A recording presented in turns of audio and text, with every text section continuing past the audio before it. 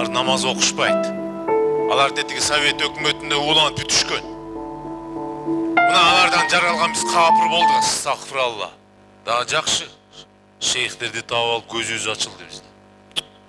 Шейхтерди таап көзүң ачылып, намаз окуганың ошондо канча жыл болду? Элхамдулилля, жакында 1 жыл болот. Лялабай сүйлөчей.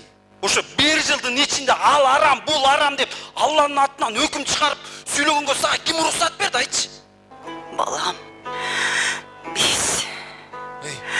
biz seni katı gütmödükpü balam.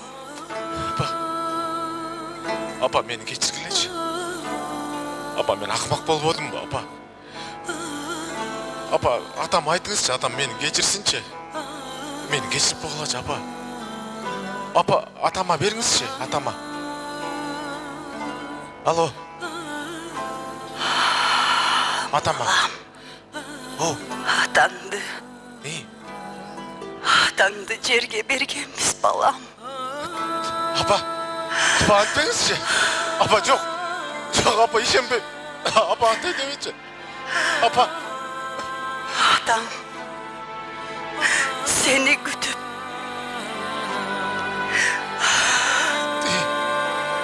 atıp ketmedi balam. Apa meni kechirip qo'yinglarchi. Apa.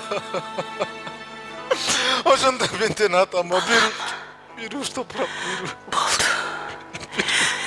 Hemiyle var. Menin deli ahvalım. Жақсы емес balam. Жоқ, apa, antpech, apa, men baram жақында, apa. Жақында барам, apa. Men sizdi kucakta butunuzdan övem, apa. Butunuzdan övem, kolunuzdan karmayım. Apa, meni kechirip qo'yinglarchi, atam. Ahmak bo'ldim. Balam. Qayda jursың дағы aman bolchu. Жоқ, men baram, meni kut, apa. Qayda jursың da aman bol balam. Apa meni kut. Apa, alo, apa.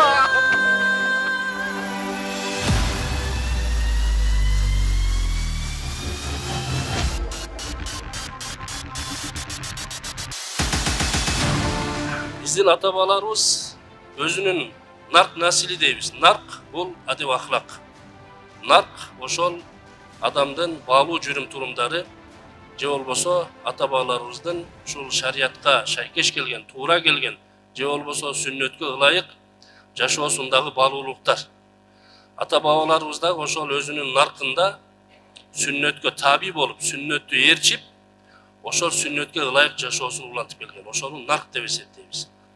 Ошол ата-бабаларыбыздын наркын бүгүнкү күндө азыркы муун тилекке каршы четке кагып же болбосо унутта калып бара жатат. Ошон үчүн бул ата-бабаларыбыздын жашоо тиричиликте, жашоо мезгилинде ушул ынтымакты бекемдөөдө айрыкча, биримдүүлүктү бекемдөөдө, балдарды тарбиялоодо, үй бүлөлүк институтту бекемдөөдө кандай баалуулуктары бар эле биз көз чаптыралы. Балдарды тарбиялоодо өзгөчө мына саламдашуу маселесин эске салайын. Сүйүктүү пайгамбарыбыз саллаллаху алейхи ва саллям эки мусулмандын ортосунда 5 акы бар деген, 5 акы. Ошонун биринчиси бул саламдашуу деп айткан.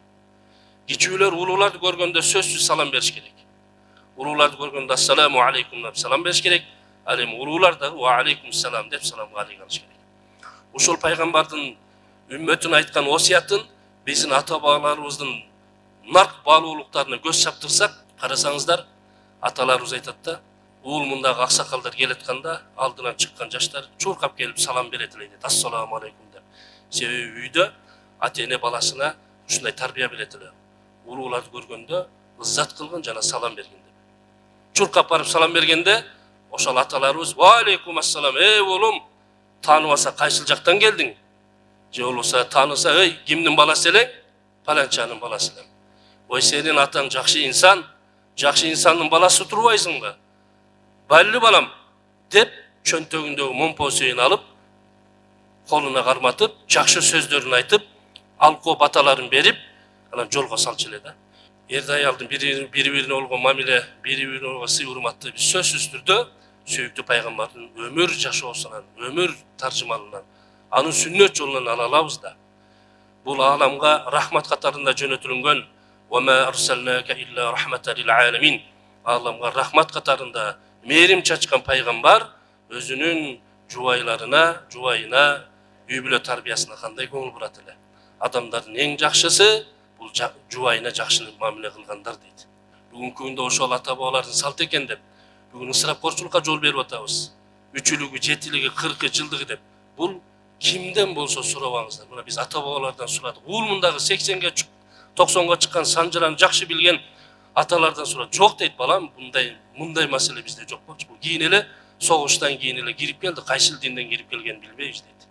Бүгүн биз журт башчыбыз тарабынан 54-чү жарлык чыгып, ысырапкорчулукка жол бербөө жарлыгы чыкса дагы тилекке каршы бул салт деп туруп, ошол шарият же мыйзам жол бербесе дагы bunga жол бергенибиз кандай болуп калат. Ошон үчүн же сооп болбосо, же болбосо бул эч кандай бир каада салтка да туура келбесе, ошонун баардыгын акыл калчап бир туугандар Кудай Таала тарабынан берилген ата бабаларыбыздан аманат катарында калган ушул мекенибизди көздүн карайындай сактайлы. Бул мекенди сактоо сөзсүз түрдө ынтымак менен, биримдүүлүк менен жетебиз. Ырыс алды ынтымак дейт. Ырыс деген сөз бул мекен. Ырыс деген сөз бул эл журт. Ырыс деген сөз бул дин болуш. Бүгүн Кудай Таала тарабынан ошол ырыс, ошол неамат, ошол дөөлөт бизге берип жатат.